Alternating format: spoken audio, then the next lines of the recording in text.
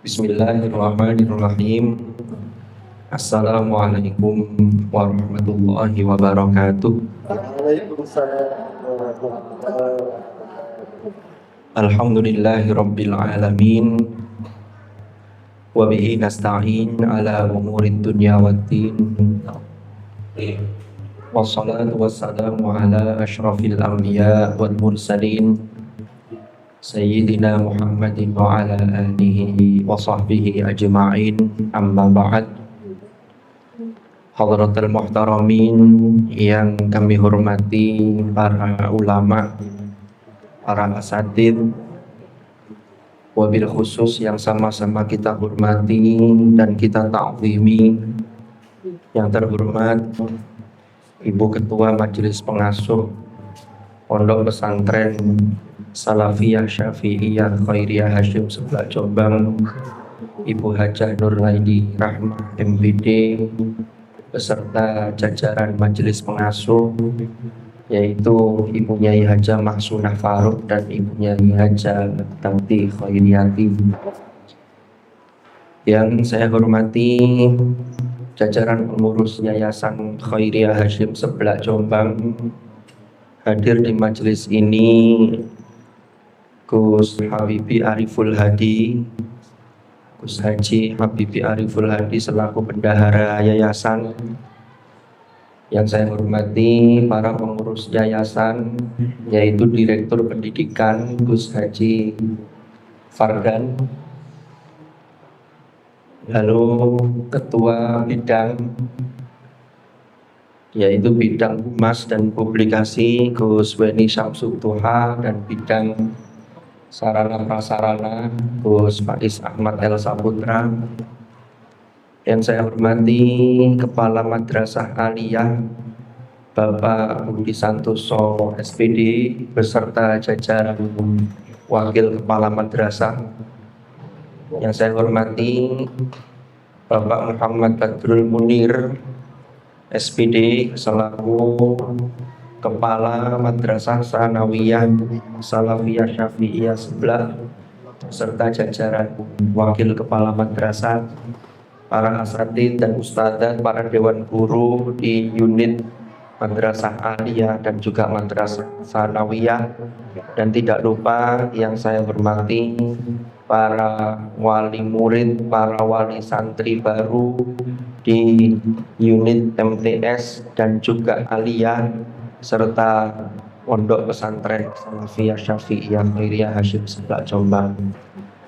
Alhamdulillahirabbil alamin. Pada pagi hari ini kita panjatkan rasa syukur pada Allah Subhanahu wa taala, karena pada pagi hari ini menjelang siang ini kita bisa berkumpul di majelis yang mudah-mudahan Allah limpahkan keberkahan kepada kita semua, sehingga kita pada hari ini bisa melaksanakan acara sesuai dengan undangan yang sudah diaturkan kepada panjenengan semua, yaitu dalam rangka ta'aruf serta informasi-informasi, karena ini menjadi salah satu sarana untuk kita menjalin komunikasi yang baik antara penyelenggara pendidikan, yaitu yayasan, beserta dengan pimpinan unit dan juga semua dewan guru dengan para wali murid sedoyo.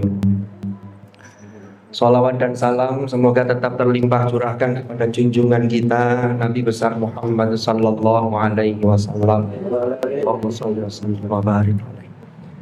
Para rawuh, para hadirin dan hadirat rahimakumullah. Saya mewakili pengurus Yayasan Khairiyah Hasyim. Perkenalkan, nama saya Muhammad Hashim. Saya mendapatkan amanah sebagai wakil ketua yayasan. Sementara ketua yayasannya hari ini beliau berhalangan hadir karena posisi beliau di Surabaya, dan hari ini beliau mewakilkan kepada saya selaku ketua yayasan untuk bisa bertemu dengan panjenengan semuanya. Mudah-mudahan pertemuan kita ini betul-betul menjadi pertemuan yang mubarakah, ijtima'an mubarakah dan marhumah. Amin ya rabbal alamin. Para rawuh, para hadirin dan hadirat, para wali murid dan wali santri baru. Pertama, atas nama yayasan kami mengucapkan ahlan wa sahlan bi iltihaqikum fi hadhil madrasah wa fi hadzal ma'had. Selamat datang dan kami menyambut dengan tangan terbuka, dengan lapang dada gabungnya panjenengan sedaya ini di Yayasan Khairiyah Hasyim ini. Dan tentunya kita tahu bahwa lembaga atau Yayasan Khairiyah Hasyim ini adalah lembaga pendidikan. Yang mana Yayasan Khairiyah Hasyim ini lembaga pendidikan yang didirikan oleh almarhum al-maghfurlah Kiai Haji Muhammad Maksum bin Ali atau dikenal dengan Kiai Maksum Sorof, Kiai Maksum Tasrifan sebelah. Itu pada tahun 1921. Kiai Maksum niku adalah garwo atau suami, lebih tepatnya beliau itu diambil menantu oleh Hadratus Syekh Kiai Haji Hasyim Asy'ari. Lalu kemudian membuka pesantren di sebelah ini, termasuk kemudian Bunyai Khairiyah Hasyim, garwa beliau. Ini sempat meninggal Mbah Kiai Maksum. Ini Bunyai Khairiyah Hasyim itu sempat bermukim di Makkah selama 20 tahun. Dan di Mekah niku mendirikan madrasah lil banat. Jadi mendirikan madrasah untuk kaum perempuan. Padahal di Mekah ketika itu sejak 1924 ketika Raja Ibnu Saud itu mulai berkuasa, itu kan ketika itu bagi perempuan itu untuk membuka pendidikan itu sulit karena mereka tertutup. Tapi Mbah Khairiyah membuka itu. Kemudian Bunyai Khairiyah kembali pulang ke Indonesia, ke sebelah ini. Itu tahun 1958, 57 atau 58. Kemudian melanjutkan di sebelah ini sebagai pengasuh. Tahun 69 kepengasuhan diserahkan kepada ibunya Hajah Jamilah Maksum. Bunyai Jamilah Maksum itu tahun 69. Bunyai Jamilah itu putri kedua dari Bunyai Khairiyah. Niku fotone wonten. Niku yang tengah Bunyai Khairiyah. Saya mengenalkan yang niki mawon riyin. Nanti kalau yang pengurus yayasan dikenalkan oleh Pak Direktur nanti. Jadi Bunyai Khairiyah niki yang tengah, lalu yang sebelah kiri niku Bunyai Jamilah. Niku putri kedua dari Bunyai Khairiyah Hasyim yang melanjutkan estafet kepemimpinan. Tahun 69 Bunyai Khairiyah itu gerah. Sehingga beliau menyerahkan estafet kepemimpinan pengasuh pesantren dan lembaga yang ada di sini itu kepada putrinya. Beliau di Surabaya untuk pengobatan intensif. Karena dulu RSI Surabaya, dokter-dokternya, dokter itu tidak kayak sekarang. Kalau sekarang di mana-mana kan banyak. Kalau dulu memang intensif harus di kota-kota besar, termasuk di Surabaya. Sehingga tahun 69 sampai tahun 1988 niku kepengasuhan di bawah Bunyai Jamilah Maksum. Bunyai Jamilah niki enggak ada garwa namanya Kiai Haji Nur Aziz. Niku yang foto sebelah kanan niku para rawuh. Mbah Yai Nur Aziz kalian Bunyai Jamilah niku makbarohnya di Tebu Ireng. Terus nek panjenengan ziarah teng Tebu Ireng ten Gus Dur, jenengan sambung tawasul, jenengan sambung sur kirim Fatihah, kirim donga niki damel nyambungaken bahwa di sini ini putra-putri panjenengan dititipkan di lembaga yang pernah diasuh oleh beliau. Termasuk Mbah Khairiyah, Nyai Khairiyah, itu di Tebu Ireng. Kiai Maksum Ali juga di Tebu Ireng makamnya. Maka jenengan mereka jangan pirsani nih, jangan lihat di papan nama itu, ada nomornya, ada namanya, nanti dicari di tulisan yang nomor berapa. Oh di sini. Kiai Nur Aziz niki santri Tebu Ireng, ya. Terus oleh Hadratus Syekh diambil menantu karena putri-putrinya sudah selesai menikah semua. Didapatkan cucunya yaitu Bunyai Jamilah Maksum. Kiai Haji Nur Aziz niki dari Malang, dari Singosari. Beliau ini adalah adiknya almarhum al-maghfurlah Kiai Haji Masykur, pahlawan nasional.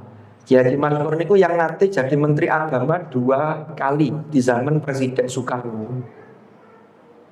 Nah, kemudian dari Bunyai Jamila dengan Mbah Nur Aziz niki, beliau punya putra putri sejumlah 4 orang putra dan 2 orang putri.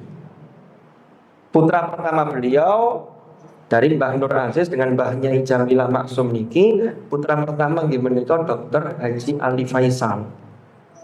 Niki tasih sugeng beliau di Gresik, dokter spesialis anak. Lah ketua yayasan niku Bu Hajah Mika niku putrinya beliau.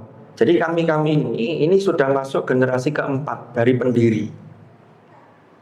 Lajeng putra yang kedua dia menika paring asma Kiai Haji Umar Faruk. Kiai Umar Faruk niki adalah suami dari Bunyai Mahsunah yang lokal Ya, Nur Aziz ya. lokal Kiai Haji Nur Aziz yang di asrama Kiai Haji Nur Aziz. Bunyai Mahsunah punya putri 3, yang putri ketiga niku garwanipun Gus Wardar yang sekarang sebagai direktur pendidikan.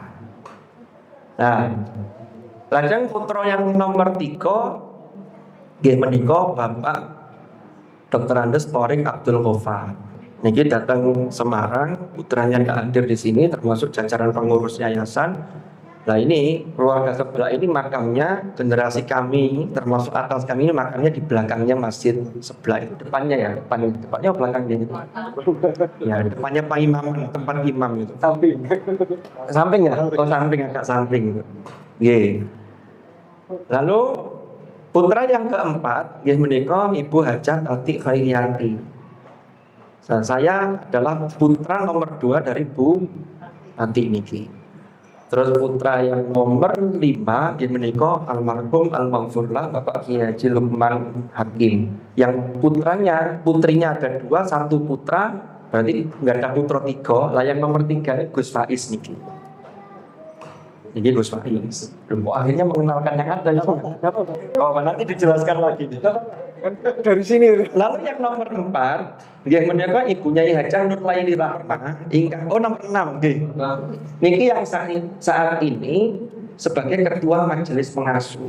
Beliau yang di mriki asrama apa? Bunyai Jamila. Jadi asrama Bunyai Jamila.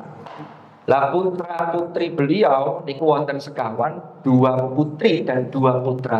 Niku Gus Ahmad Muhyiddin niku putra yang nomor sekawan dari Ibu Hajah Nur Laili. Niku secara garis besar. Kenapa kok ini perlu kami sampaikan? Agar kita tidak lepas dan tidak tercerabut dari akar sejarah. Bahwa sebelah ini secara historis itu tidak bisa dipisahkan dari Hadratus Syekh Kiai Hasyim Asy'ari. Dan dengan kalau kepingin pirsa ngaosnya Bunyai Khairiyah, itu ada rekaman, cuman rekaman ini ketemunya cuma itu pas beliau ngaos di Wonokromo. Beliau punya rutinan di Wonokromo itu ngaos tafsir Jalalain, tafsirul Jalalain, tafsirul Qur'anil Azim karya Imam Jalaluddin Al-Mahalli dan As-Suyuti itu, sama ngaji Fathul Qorib. Tapi ya singkat, zaman dulu kan pita kaset kan ender nih, belum ada MP3, belum ada YouTube. Nah, tapi itu dokumen, itu arsip sejarah. Makanya dulu guru saya pernah menyampaikan begini, Tebuireng nih, santri yang ada di Tebuireng itu sesungguhnya santrinya Hadratus Syekh Kiai Hasyim Asy'ari. Pengasuh berikutnya ini kok melanjutkan. Kalau itu kita tarik di sebelah bahwa putra putri kita yang ada di sini itu adalah santrinya Mbah Kiai Haji Maksum Ali dan Mbah Khairiyah. Yang berikutnya sampai generasi ke kita itu melanjutkan. Karena memang ini anak-anak yang harus kami lanjutkan. Maka dari itu yang paling penting ini dalam rangka bagaimana menyambungkan ini semua. Dari alat batin ini ya, hubungan batin ini bagaimana kita sambungkan. Ini jangan sampai panjenengan kesupen untuk tawasul, untuk kirim Fatihah itu dimulai sebelum mendoakan putra putri panjenengan yang sedang belajar di lembaga ini. Ini penting karena hari ini urusan-urusan yang batinnya banyak ditinggalkan. Padahal ini prinsip. Gara-gara apa? Gara-gara kita ini memang sudah berada di zaman yang disebut dengan zaman era digital, era IT, globalisasi, sehingga kadang-kadang lali yang penting-penting. Dikira sembarang urusan mari ambek HP, karena HP ini namanya smartphone. Iki telepon pinter, bahkan lebih pinter timbang sing duwe. Bukan, tengok tuh. Akhirnya dikira sembarang ambek HP, padahal ini mboten menyelesaikan masalah. Maka tanggung jawab pendidikan anak-anak kita itu sesungguhnya yang paling dominan itu tidak lain dan tidak bukan juga orang tua. Makanya jenengan memilihkan lembaga pendidikan yang tepat, lembaga pendidikan yang non sewu. Kalau dilihat dari sarana ini ngeten-ngeten ini, tapi ingat ada satu hal yang sangat penting di balik itu. Itulah yang disebut dengan barokah yang tidak kelihatan. Dan itu kita yakini karena pendiri termasuk Hadratus Syekh yang punya putri, lalu punya menantu Mbak Maksum itu keilmuannya buat kaleng-kaleng. Artinya kita tidak semata-mata kemudian adanya lawas berjalan, yang penting barokah. Gimana? Tetap ikhtiar boleh tetap harus kita lakukan. Perbaikan fasilitas, cuma kan butuh bertahan. Karena ini kaitannya dengan kekuatan dari yayasan. Yang kekuatan itu nanti akan dijelaskan secara rinci oleh Bapak Bendahara. Karena kekuatan kami itu tidak lepas dari panjenengan gitu. Karena ini lembaga swasta. Mau bosan Gus Bahan kan aku cerita ngene. Pokoknya lek gawe anak mbuh mondok mbuh sekolah. Iku jenengan niati bismillah iki jariah panjenengan. Kalau nanti yang linilah ikan limangila yang bisa ngangkat kalimat Allah di muka bumi ini yang terusakan ya putra putri jenengan. Ini yang bisa ngangkat derajat panjenengan. Jangan sampai kemudian nek bayar kok abot. Kecuali kondisinya memang tadi dereng wonten itu beda. Ono tapi ditunda-tunda itu beda dengan yang memang enggak ada. Maka pertama, kewajiban bagi orang tua itu tadi itu termasuk bagaimana kita ini punya penghormatan, punya kepedulian terhadap pendidikan anak kita melalui opo sih kok rezeki lebih wis bismillah. Iki gawe anakku sini pondok. Ono lebih iki tak tambahi, mbok tak tukokno kipas. Ngomong begitu malu niki. Gawe kelas. Dulu kipasnya ya anaknya dibawa dewe kipasan juga. Ini contoh. Nek gawane anak kipas dewe-dewe iki kata. Cuman selama ini memang kipas yang dibawa anak-anak sendiri itu yang gerak mesti kipasnya. Yang belum ada kipasnya dia orangnya yang gerak. Itu mesti nggak eksis. Joget jadi. Loh ini contoh-contoh kecil. Belum lagi ini yang jangan sampai dulu. Ini cuma dua. Makanya dan Quran itu surah At-Taubah Allah berfirman surah At-Taubah ayat 122. Wa ma kana al-mu'minuna yaghfiru kaffah. Falamma nafara min kulli firqatin minhum ta'ifatun liyatafaqahu fid-din wa liyunziru qawmahum idza raja'u ilaihim la'allahum yahdharun. Oke. Jadi panjenengan harus punya semangat. Lari-lari ini menuntut ilmu, khususnya yang fardhu ain. Jangan sampai keliru kita memahami. Wong tiyang niku anak Yusuf dadi opo ya? Sekolah umum, tapi ngaji ini malah lari. Ini bahaya. Maka sama keluar yang terjadi, orang tua itu akan merasa menyesal ketika sudah di alam barzakh, apalagi nanti di akhirat. Makanya ini lihat tafaqahu fiddin, ini yang wajib, yang fardhu ain, arek iso ngaji. Toharoe bener, ibadahnya tepat. Makanya yang dibangun generasi yang disebut gula halim, lari sing ngerti, lari sing punya punya daya, punya perasaan yang halus, sehingga dia santun kepada orang lain. Jenengan kita kalau etakoi, pilih di arek pinter, tapi akhlaknya gak pakai ono, ambil arek akhlaknya ono, tapi areknya ya omong kuali pinter, apa tak pinter? Mesti milih kalau saya ngeliat aku saya pilih sing pinter, ya setengah lagi anti, ganteng itu mengeruk, koyok parit, wah, lompong, gini, tiga sedikit malu. Terus ini penting sekali program. Dan ini yang fardhu ain itu tidak ada kalau tidak di lembaga pendidikan yang berbasis agama bernaungan pesantren. Nun sewu. Kalau sekolah yang negeri, ini kok pendidikan agama pelajaran agama pinten jam sak minggu. 2 jam. Terus 2 jam. Kok arek di omah dijak TPQ kadang orang paling gelem, kadang kata sing berok. Merasa sudah TPQ kelas 6 SD, begitu masuk sanawiyah wis berok. Lah niki nggih, monggo selamat datang kepada Ibu Nyai Haja Maksuna Farouk selaku majelis pengasuh, monggo.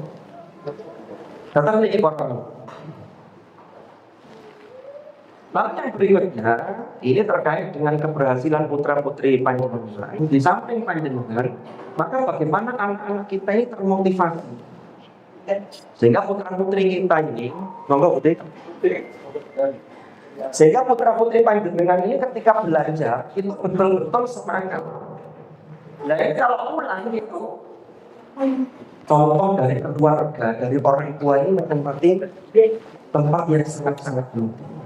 Dan keberhasilan santri atau murid itu pertama dari orang tua, yang kedua dari anaknya, yang ketiga guru dan termasuk penyelenggara pendidikan itu di tingkat desa. Ini kalau tiga-tiganya bersinergi, maka insya Allah dengan ikhtiar baik secara zahir wa batin dan ikhtiar zahir ikhtiar batin ini mungkin putra-putri panjenengan untuk yang dititipkan di lembaga ini nanti di masa depannya betul-betul menjadi orang-orang yang di dunia hasanah wa fil akhirati ini yang kita harapkan. Makanya nanti komunikasi semacam ini nanti insya Allah 1 tahun kemarin alhamdulillah sudah berjalan. Itu ada kegiatan yang namanya Wargi. Ini nggak ada termasuk wali murid, kita istiqomah sarang-sarang dengan putra-putri kula panjenengan sedaya sekaligus di situ nanti ada informasi madrasah kali maupun yang ngawas di dalam. Ini untuk mempercepat bagaimana ikatan batin di antara pulau kita semua mengurus yayasan ya di madrasah pimpinan dengan di pondok ini dengan panjenengan sedoyo. Maka sing wonten memungkinkan sampai hadir secara offline, maka yang jauh nanti saya ketemu dari Riau nanti mungkin bisa menyimak secara online walaupun tidak live streaming tapi tetap bisa diikuti secara online. Ini mungkin beberapa hal yang bisa kami sampaikan. Sekali lagi matur nuwun sanget, terima kasih panjenengan sampun mempercayakan putra-putri panjenengan di lembaga ini. Mungkin kami semua yang diamanahi di lembaga ini dapat mengemban amanah ini dengan sebaik-baiknya. Gini nyuwun semua saking panjenengan sedaya. Nyuwun support baik support secara zahir maupun secara hati. Maka yang support secara zahir bisa berhubungan dengan Gus Hadim selaku Bunda. Pangapunten, matur nuwun sanget, Allahul muwaffiq ila aqwamit thoriq. Hadanallahu wa iyyakum ajma'in. Assalamualaikum warahmatullahi wabarakatuh.